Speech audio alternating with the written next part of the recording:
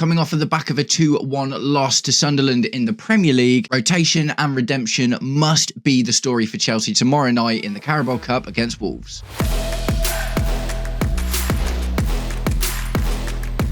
Welcome, Blue Believers, to another episode of the Stamford Sync, where we are syncing up with everything Chelsea FC. And today, we're looking forward to tomorrow night's match. Now, it's probably going to be a heavily rotated squad. That is, just kind of makes sense, doesn't it? At the end of the day, with notwithstanding all of the injuries we already have, there's, 3 players in Enzo Fernandez, Moises Caicedo, João Pedro that aren't even training every single game. Obviously, the big news of tomorrow is that we might see Liam Delap on the pitch, because he's been back in training and he's actually come back from his injury a bit sooner than a lot of us were expecting. That is good news. But guys, before we get into it, if you're enjoying the content and would like to see more, please do me the distinct honour of liking and sharing the video, subscribe to the channel, or just roast me in the comments, whatever gets you through your day. Right, so Wolves are having a bad season. That is true. Does that mean we are absolutely 100% going to win this game? No, of course it doesn't, because there's nothing quite like a wounded animal to upset your team, and a wounded Wolves bear being careful about, even though they're having a really, really bad season, right? So to get here, Wolves beat West Ham in their previous fixture in the Cup, and they won 3-1. That West Ham was Graham Potter's West Ham, who were absolutely awful, just terrible, really, really, really terrible. And that was currently Wolves' only win of the season. In the Premier League so far, they have got 2 points, and those have come from back-to-back draws against Brighton and Tottenham. I think it was definitely Tottenham. I'm not sure about the Brighton one.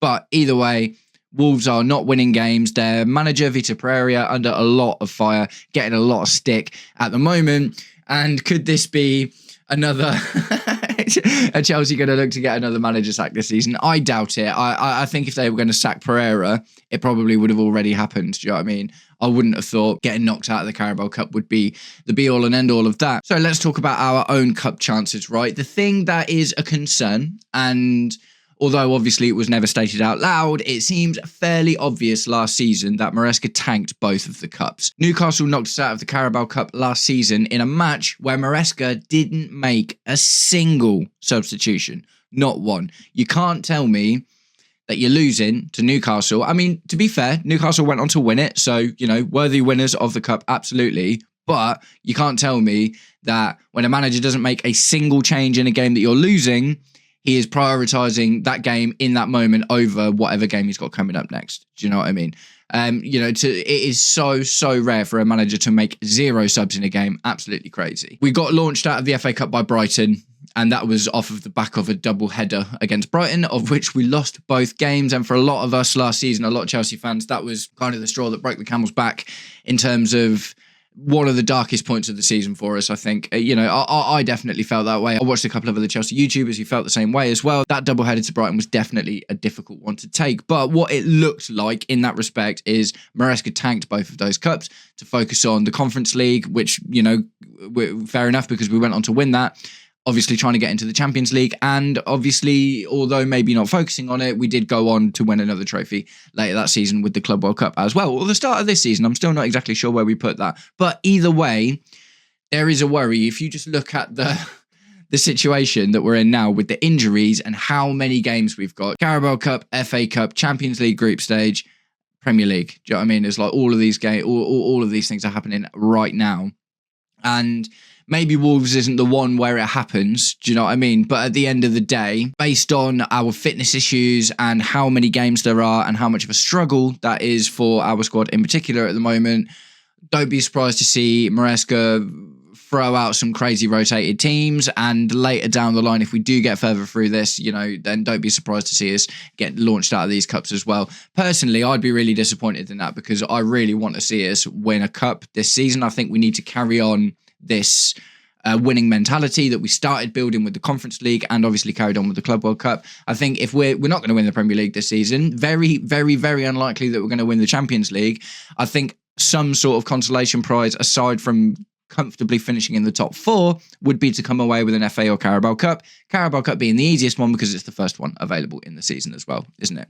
So, I don't know, man. Let me know what you think about that in the comments. Like, for me, last season, Maresca definitely tanked the cups, but, the Conference League was obviously a big focus last year about winning that, and getting in top 4 kind of took priority. It feels like we don't, I don't think we can honestly say that prioritising winning the Champions League is the thing this year, is it? Because that's just going to be such a massive ask. Yes, we are a good cup team, and obviously we beat PSG in that final. We've beat Liverpool this season as well, so we can go up against the big teams and do well. That's absolutely true.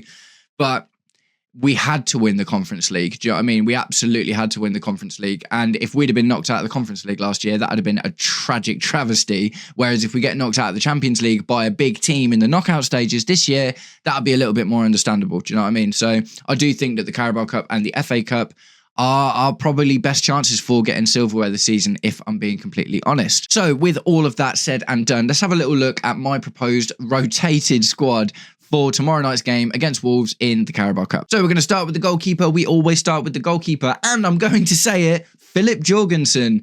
I don't love saying that, do you know what I mean? But at the same time, it's like he played the Lincoln game, which he was always going to play, and that was the last one we had in this competition. He also played the Ajax game, which, when it came to rotation, that seemed to, I didn't expect that at all. I didn't expect that. But ultimately, Maresca is keen to carry on rotating.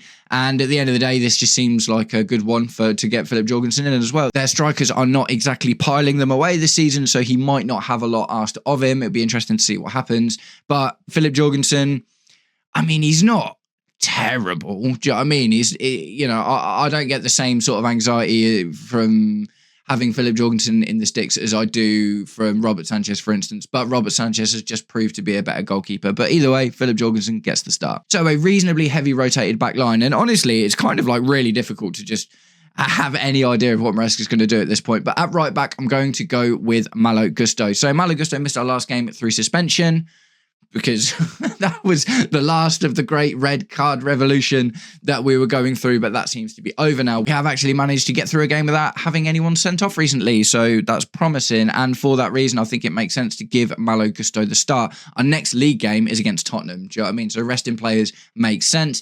We're going to need Reece James for Tottenham, and, with how much our backline has been changing in general, keeping Reece James fit for that game is paramount and priority. So for me, Malo Gusto gets the start at right back. In left back, Yoro Hato. I expect Yoro Hato to come in. These are the kind of games that he is going to play. That is kind of just how it is, isn't it?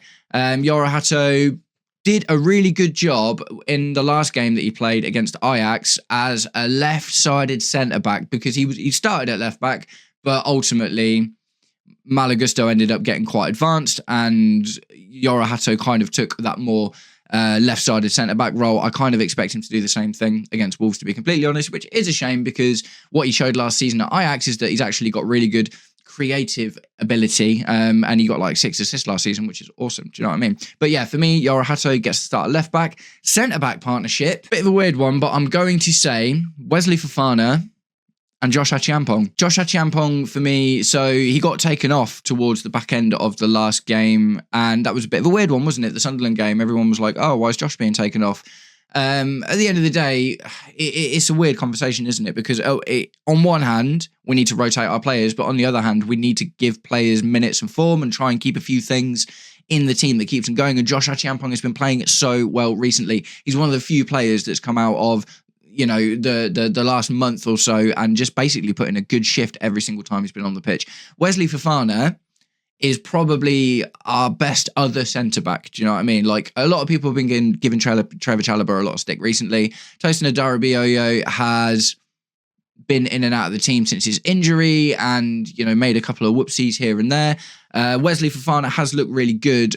In general, keeping him fit still seems to be a bit of a worry. Every single time he plays at the moment, he seems to grab his ankle or something for a second, and it's just like, oh no, he's gone again. But if he's fit, which I think he is, based on the press conference, I would expect Wesley Fofana to start this game. Right, the midfield. So just ringing in the changes today, man. Ringing in the changes. So the first double pivot, I'm going to go with Romeo Lavia, which, Caicedo needs a rest. Caicedo absolutely needs to not just constantly keep on playing games. I know he kind of did 45 minutes here, 45 minutes there in a few games recently, but, played the majority of the game against Sunderland and he just needs a break. So Romeo Lavia, without Dario Asugo being available, needs to be the understudy to Moises Caicedo. When Dario Asugo is available, I would be more interested. I already am more interested, but I would love to see Lavia get in beside Caicedo, because our midfield, for me, just looks like different gravy when we've got those two together.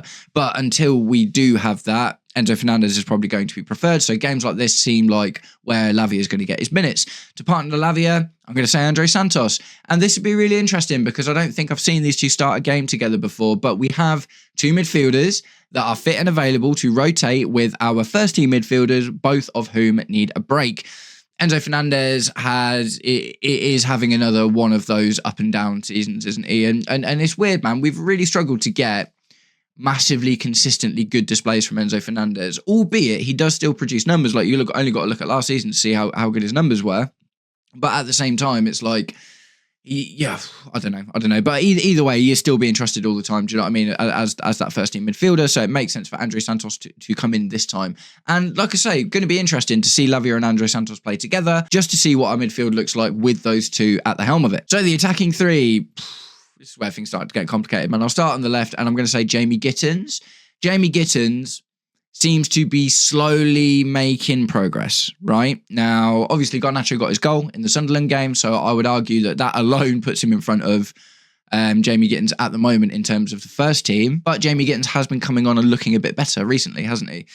So at the end of the day, Jamie Gittins getting the start here just makes sense. He needs to get minutes. He is a good player, man. He just seems like he's struggling to settle in. And this isn't the first time we've seen this with a player from the Bundesliga either. Do you know what I mean? Just because of how much more rigorous the Premier League is, it looks like Jamie Gittins is going through exactly the same kind of thing that Kai Havertz went through, exactly the same kind of thing as Timo Werner went through. I can just only hope that he proves to be better than those two in the long run. I know Kai Havertz has done all right for Arsenal, but other than his iconic goal in the Champions League final against Man City, he was basically rubbish for us, wasn't he, Kai Havertz? So I really hope that games like this one give Jamie Gittins a lot of freedom.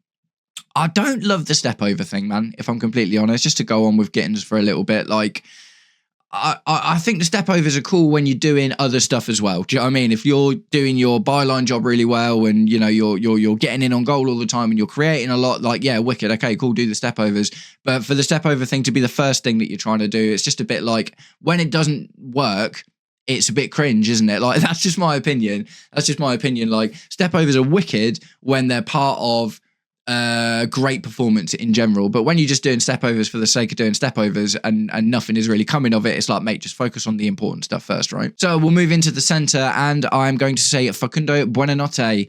Facundo Buonanotte has, you know, again been brought into these kind of rotational games, and yes, I know a lot of people will be calling for Esteval to get the start here, but I just don't think that's going to happen. I think these are the sorts of games that Facundo Buonanotte was bought for. Do you know what I mean? 100%. I do. I think that it just makes sense that he plays this game. And at the end of the day, he's not doing terribly in these games that he's coming in for either. Do you know what I mean? He went a little bit missing in the last game that he played, but, you know, he scored against Lincoln, and, do you know what I mean? He's good at linking up play, and, you know, they're very different to Esteval and very different to Cole Palmer. He's definitely a lot more reserved and not as explosive as those two, but at the same time, he knits play together pretty well, which is going to be useful against a Wolves team with a shaky defence.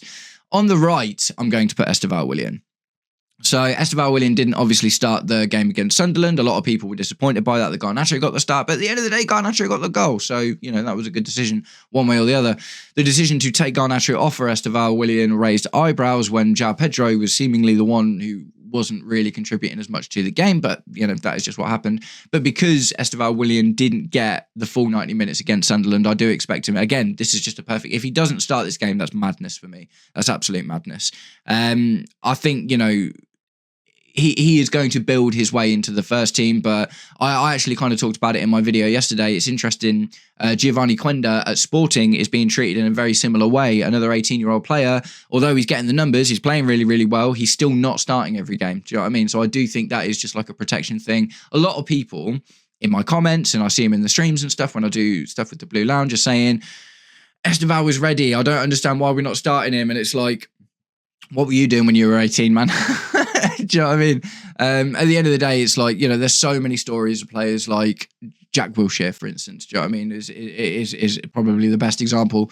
A player that just got played so much, and the injuries that he got as a young player kind of ruined his career. Potentially, now, not exactly the same either, but you've only got to look at Bukayo Saka as well. Bukayo Saka's a really interesting one because obviously he's had an amazing career so far, but he seems to be in and out of the team quite a lot at the moment, and he has been playing since he was really, really, really young, and he's been playing a lot of football. So it's really difficult, isn't it? Because Esteval starting all of these games might tactically be the best thing, and he might be the best player for the job, but at the same time, it's like you've got to balance that against the physicality of the Premier League and the impact that might have on his future career. But either way, I do think he will start this game. He didn't get 90 minutes in the last one. I think he will get 90 minutes on the right wing tomorrow against Wolves. And up top, I have wrestled with this one in my head because I'm trying to think, like, I know, sometimes I predict with my head, sometimes I predict with my heart. Today, I'm more predicting with my head because it's not like a huge game. Do you know what I mean? It's not a huge game. And I think that there's very few changes to the starting 11 that you could make that means we wouldn't win this game. Do you know what I mean? I think one way or the other, we've got the quality, we're in better form than Wolves. Do you know what I mean? We're not in amazing form, but we're in much better form than Wolves are.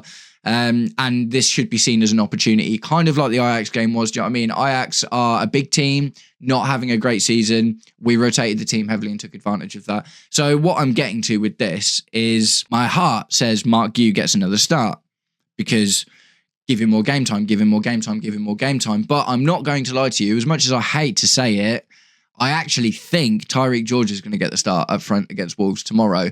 And I think that will be largely saving Mark Guew for the Spurs game. Do you know what I mean? So obviously the big news, as we've talked about before, Liam Delap fit and available. But in the press conference today, Enzo Maresca came out and categorically said, no, he's not going to play 90 minutes. And no, I mean, I didn't expect him to. I'll be really surprised if anyone else did, to be honest. I don't think he'll get the start. I think he'll get half an hour max, absolute max. Do you know what I mean? The 60-minute mark, but it could be more like 15, 20 minutes, cursory 15, 20 minutes at the end of the game. I think what we're going to start seeing from now is Liam Delap is going to be the bench striker, up until he gets back to full fitness, which is really, really, really important. But I think until, things kind of even out a little bit, and we're probably going to see, Tyreek George today. João Pedro absolutely needs a break as well. Do you know what I mean? And I think João Pedro will probably play in the 10 again against Tottenham, which I think Mark Guew will play up top. So yeah, I don't love it because if you've watched any of my videos before, I do not like seeing Tyreek George play as a striker. But what I did like the last time we saw it is when Tyreek George got put up top, he actually ended up swapping quite a lot with Esteval Willian, who found himself a bit more in field, and that gave Tyreek George an opportunity to play more out on the wing, which I found very, very, very interesting because he looked better than he had for like a really, really long time. So that is the one scenario that I will be happy to see Tyreek George on the pitch tomorrow, is if he starts up top but ultimately finds himself drifting out wide, which allows Esteval to come inside more and get more opportunities, more attacks, and maybe get a few goals. Maybe that could happen. Like I say, I do think, at the end of the day, it's like Mark Guew could start this game as well, truth be told. Absolutely, Mark Guew could start this game, but I do think we'll see Tyreek George get the start, and I do think that Liam Delap will come on for the last 20 minutes of the game, something like that. So guys, that's it. That's my predicted lineup for the Wolves game tomorrow.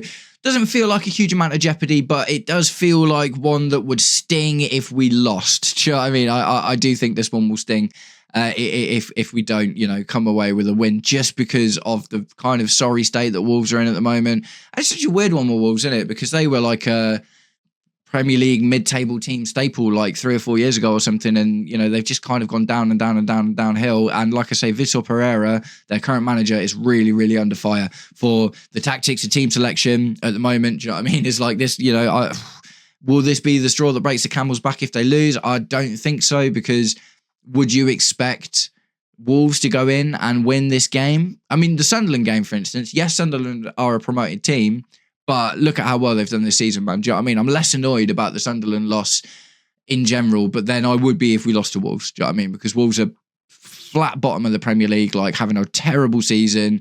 They've picked up 2 points in the Premier League, and they've got 1 win all season against what was an equally terrible West Ham.